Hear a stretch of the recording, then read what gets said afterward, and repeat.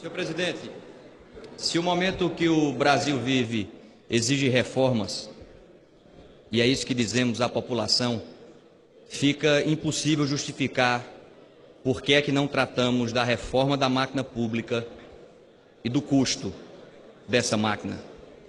Se o remédio é amargo, mas é preciso tomá-lo, fica difícil compreender por que é que o trabalhador rural tem que tomar esse remédio e o político não. Porque muitas vezes, senhor presidente, quando um filho está doente, o pai ou a mãe, antes de dar o remédio amargo ao filho, toma um pouco desse remédio para dizer que está junto e encorajar o filho a enfrentar a dificuldade.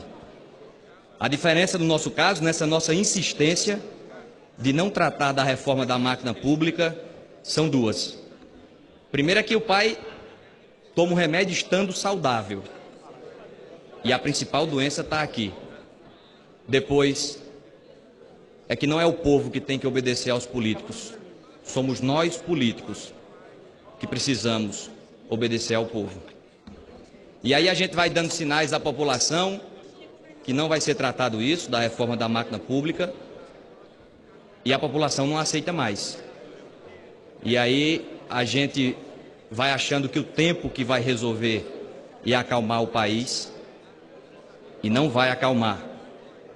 A gente precisa tratar de temas que beiram a obviedade da exigência da população para que a gente dê uma resposta. Falar do auxílio moradia. Auxílio moradia, senhor presidente, deve existir para quem não tem onde morar. Auxílio alimentação deve existir para quem não tem o que comer. E a gente tem uma máquina pública inchada, agigantada, repleta de espaços como esses, e não vamos dizer que é só a classe política, vamos avançar no poder judiciário, vamos avançar em todos os espaços da máquina pública para acabar com essas distorções. Não dá mais para juiz no Brasil receber auxílio moradia. Está errado. Todos nós sabemos que está errado. Não, mas é uma compensação. A gente não está mais em tempo de ter compensação. Não cabe mais compensações. É preciso ter uma mudança radical em direção daquilo que é correto. Não adianta mais puxar um pouquinho para cá, um pouquinho para ali. Não dá mais. E é esse embate. E é o enfrentamento dessas distorções que talvez inicie um período de equilíbrio nesse país. Não dá para pedir equilíbrio à população quando a gente vive banhado em distorções da máquina pública.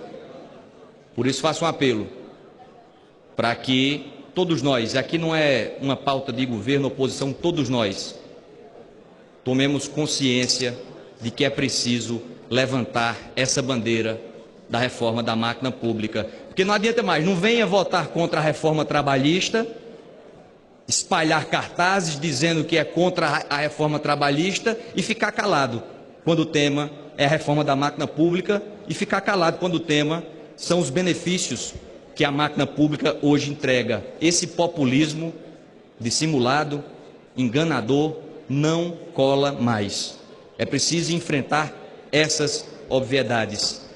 E isso traria um novo debate sobre o que deve ser o nosso Estado.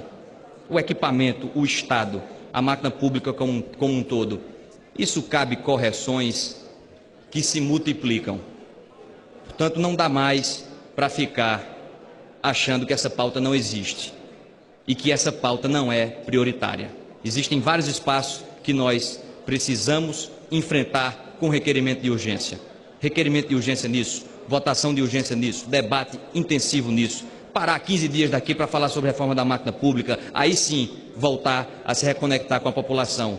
Porque existem muitas distorções, sinais que a nossa sociedade precisa avançar. Um ministro do Supremo, com toda franqueza, um ministro do Supremo não precisa de alguém que puxe a sua cadeira para que ele se sente. Ah, mas é só um gesto. Isso não é só um gesto.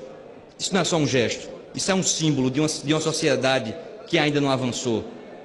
Precisa que alguém puxe a cadeira, um sujeito que não tem condições de se locomover. Um tetraplégico, um paraplégico. Aí sim, mas um ministro do Supremo não. São esses sinais, é essa nova simbologia É essa nova linguagem que o povo brasileiro está sedento para que a gente traga para esta casa. E isso está cada vez mais óbvio. Isso está cada vez mais claro. E cada vez mais óbvio e claro que a população não vai se contentar com o tempo, o passar do tempo. As coisas não vão se acalmar enquanto a gente não compreender a quadra democrática que o país vive.